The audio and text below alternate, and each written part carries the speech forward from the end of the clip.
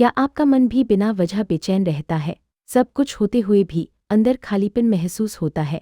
सच यह है कि हम बाहर शांति ढूंढते हैं, जबकि वह हमेशा से हमारे भीतर थी। आज मैं आपको बताऊंगा बौद्ध ज्ञान का वो रहस्य जो हजारों साल से लोगों को अंदर से मजबूत और शांत बनाता आया है। अगर आप सच में अपने मन को स्थिर करना चाहते हैं तो इस वीडियो को अंत तक जरूर। ऐसे समय में बौद्ध दर्शन एक दीपक की तरह है जो अंधकार में भी शांत प्रकाश देता है। यह किसी अंधविश्वास पर आधारित नहीं, बल्कि जीवन के गहरे अनुभव और सत्य पर आधारित है। यह सिखाता है कि शांति बाहर नहीं, भीतर है, और उस भीतर की यात्रा का मार्ग है सजगता, करुणा और समझ। एक दुख का सत्य, शांति की पहली सीढ़ी। भगवान बुद्ध ने सबसे पहले जिस सत्य को स्वीकार किया वह था दुख। उन्होंने कहा कि जीवन में दुख है जन्म, बुढ़ापा, बीमारी, मृत्यु, प्रिय से वियोग, अप्रिय से मिलन, ये सब दुख के रूप हैं। लेकिन बुद्ध निराशावादी नहीं थे, वे यथार्थवादी थे। जब तक हम यह स्वीकार नहीं करते कि मन में अशांति है, तब तक शांति की खोज शुरू नहीं होती। हम अक्सर अपने दर्द को छुपाते हैं, मुस्कान के पीछे, व्यस्तता के पीछे या गुस्से के पीछे, लेकिन बौद्ध ज्ञान कहता है, सत्य को देखो, उससे भागो मत। दुख को स्वीकार करना कमजोरी नहीं, बल्कि जागृति की शुरुआत है। दो तृष्णा, अशांति की जड़। बुद्ध ने बताया कि दुख का कारण है तृष्णा, अतृप्त इच्छा, पूर्णविराम। हम चाहते हैं कि चीजें हमेशा हमारे अनुसार चले। हम चाहते हैं कि लोग हमें समझें, कभी हमें छोड़कर न जाए, हमेशा सम्मान करे, लेकिन जीवन अनिश्चित है। तृष्णा तीन प्रकार की होती है: भोग की तृष्णा, अस्तित्व की तृष्णा, अस्तित्व की तृष्णा। जब मन और चाहिए कि आग में जलता है, तब शांति कैसे मिलेगी?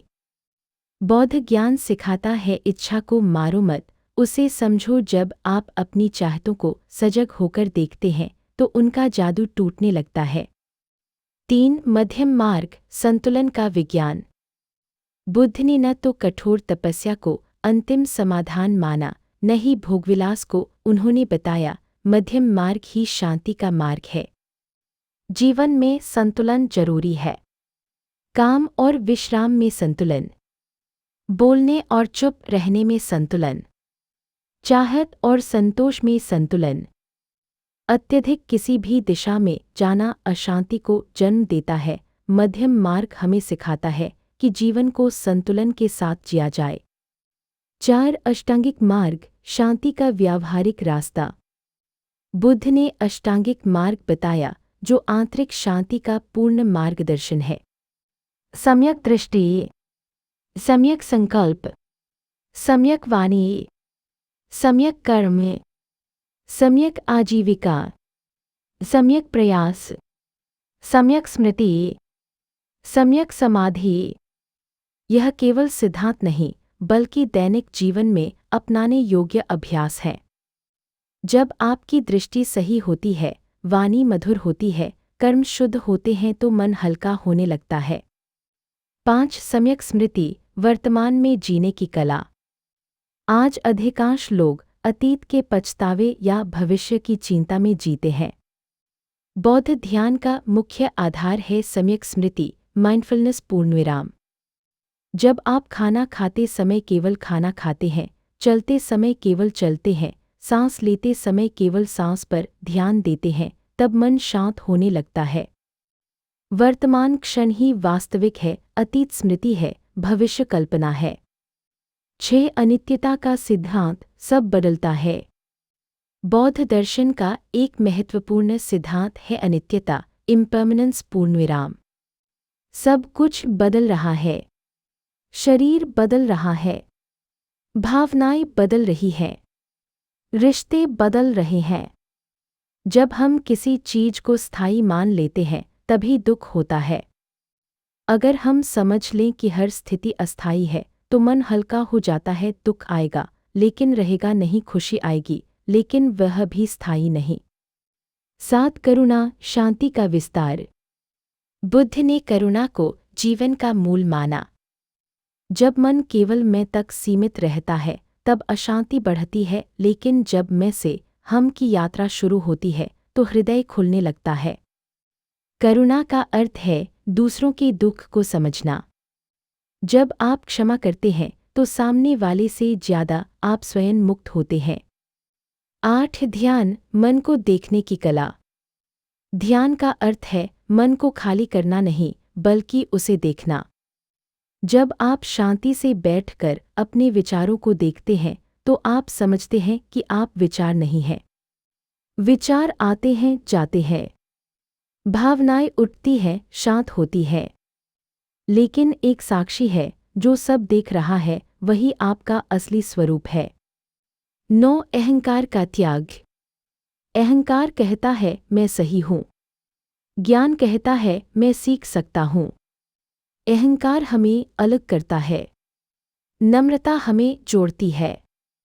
जब आप अपनी गलती स्वीकार करते हैं तब मन में शांति आती है। 10 मौन की शक्ति। बुद्ध अक्सर मौन रहते थे। मौन केवल शब्दों का अभाव नहीं, बल्कि मन का शांत होना है। दिन में कुछ समय मौन रहना, फोन से दूर रहना, प्रकृति में बैठना, ये सब मन को स्थिर करते हैं। 11 मृत्यु की सजगता। बुद्ध ने सिखाया मृत्यु को याद रखो। यह डराने के लिए नहीं, बल्कि जीवन को गहराई से जीने के लिए है। जब हम जानते हैं कि जीवन सीमित है, तब हम छोटी छोटी बातों पर क्रोधित नहीं होते। 12 आंतरिक शांति का अनुभव। शांति कोई लक्ष्य नहीं, बल्कि यात्रा है। यह तब आती है जब आप तुलना छोड़ देते हैं, आप अपेक्षाएं कम कर देते हैं, आप स्वयं को स्वीकार करते हैं। बौद्ध ज्ञान कहता है तुम वही हो जिसे तुम खोज रहे हो। 13 दैनिक जीवन में बौद्ध ज्ञान का अभ्यास। सुबह 10 मिनट शांति से बैठे। दिन में एक बार सजग श्वास ले। क्रोध आने पर प्रतिक्रिया न दे, पहले देखें। हर रात कृतज्ञता व्यक्त करे। किसी एक व्यक्ति को क्षमा करे। छोटे छोटे कदम बड़े परिवर्तन लाते हैं। 14 आधुनिक जीवन और बौद्ध दृष्टि। आज सोशल मीडिया तुलना को बढ़ाता है, लेकिन बौद्ध दृष्टि सिखाती है तुलना दुख की जड़ है। आप अपने मार्ग पर हैं। हर व्यक्ति की यात्रा अलग है। 15 निष्कर्ष। शांति भीतर है। बौद्ध ज्ञान हमें बाहर से भीतर की यात्रा कराता है। यह सिखाता है कि दुख जीवन का हिस्सा है। कारण समझो।